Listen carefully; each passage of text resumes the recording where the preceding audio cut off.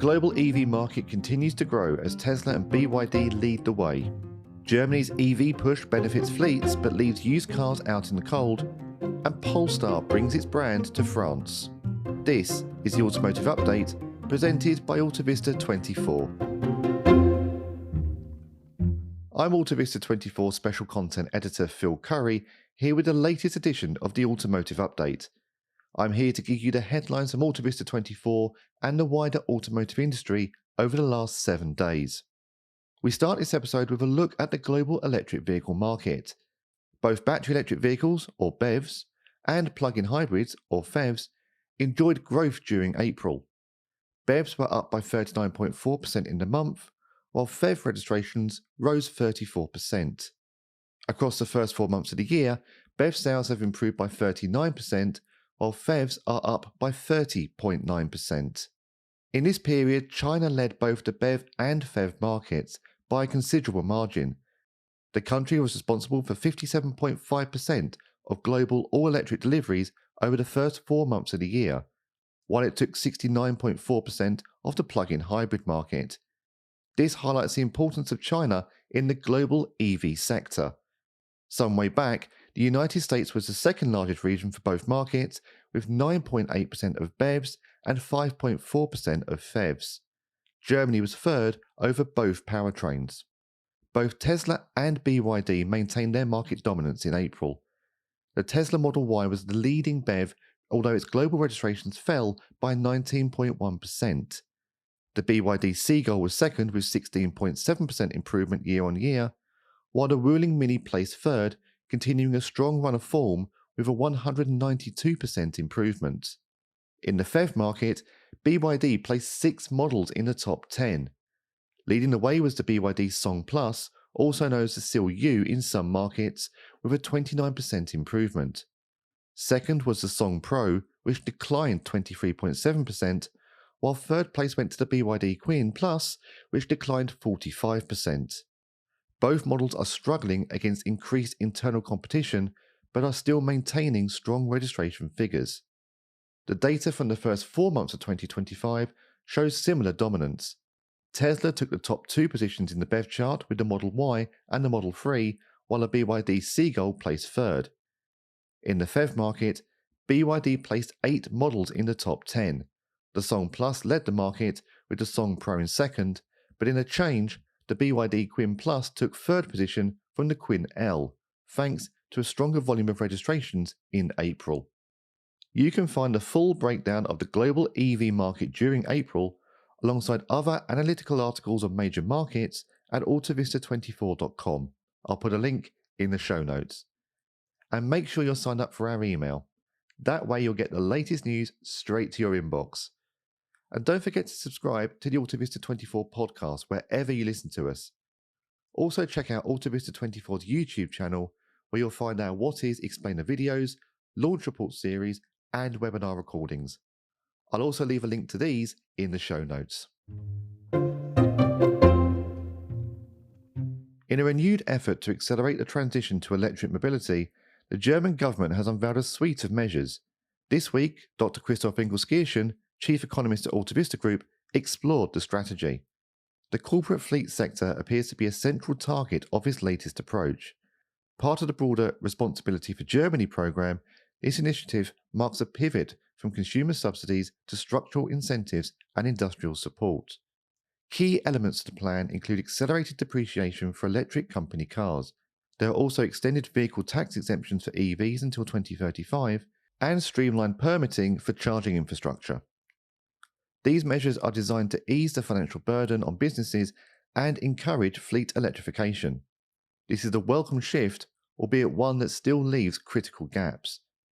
There has been little stimulus for drivers to choose an EV over an internal combustion engine or ICE model. One notable exception to this rule is company car drivers.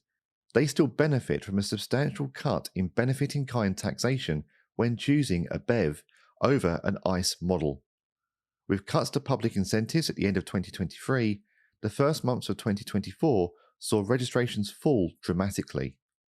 With these proposals, the German government is supporting EV adoption within company car fleets.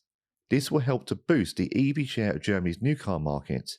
The measures will also provide relief to car makers facing mounting pressure from the EU's industrial policy and CO2 fleet targets. However, the German policy falls short of addressing the used EV market, which is a critical component for long-term adoption.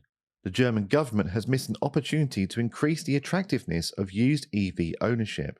An increase in new vehicle supply without stimulating the demand for used models is not ideal. Tesla drivers in France are suing the company to terminate the leases for their vehicles, according to reports from the Financial Times. The lawsuit, brought about by 10 customers, alleges Chief Executive Elon Musk has tarnished the Tesla brand through his political activities. This has led to an increasing hostility towards their cars that has prevented them from enjoying their vehicles, which many acquired for environmental reasons. The lawsuit is at an early stage and will be assessed by judges at Paris's commercial court before a decision is taken on whether to advance the suit. Other Tesla owners are able to join the action, according to Paris law firm GKA. Most leases for Tesla drivers last for about 4 years, with an option to buy the vehicles outright at the end of these contracts. The case seeks to terminate the leasing agreements signed with the car maker. The suit also alleges customers face a higher risk of vandalism against their cars because of Musk's actions, alongside higher insurance costs and depreciation in the value of the vehicles. Mobility firm Uber will trial robotaxis in London next spring. The ride-hailing app will work with the UK artificial intelligence firm Wave, which has been testing out the technology on the city's streets with human oversight, in line with current legislation, according to the BBC. The announcement comes after the UK government changed its rules about driverless cars once again. It was originally aiming for the technology to hit British roads in 2026. However, the date was recently changed to the second half of 2027. The government now says it is introducing an accelerated framework for small autonomous bus and taxi-like commercial services to get them underway earlier.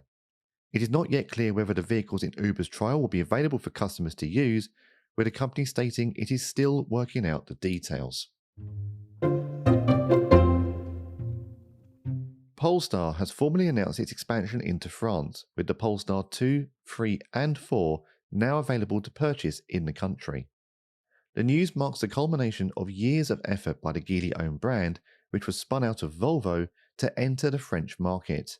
The carmaker was involved in a legal dispute with Stellantis, which claimed the Swedish-Chinese brand's logo bore too much of a resemblance to those of Citroën and DS, according to Electrification.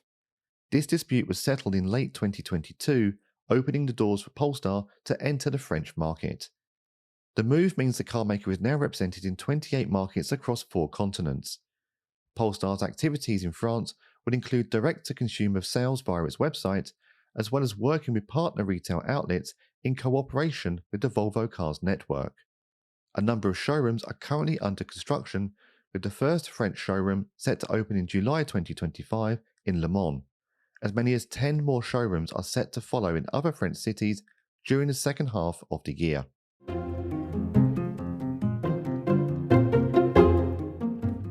If you'd like to explore today's stories in more depth, head to the show notes and click the link to our companion article on AltaVista 24. A big thanks to AltaVista 24 web editor James Roberts for co-producing this episode. An additional thanks go to AltaVista 24 editor Tom Gegas and AltaVista Group Chief Economist Dr. Christoph Engelsgierschen. The music was Better Find a Solution Fast by Richard Ames. Thank you for listening to the AltaVista 24 podcast.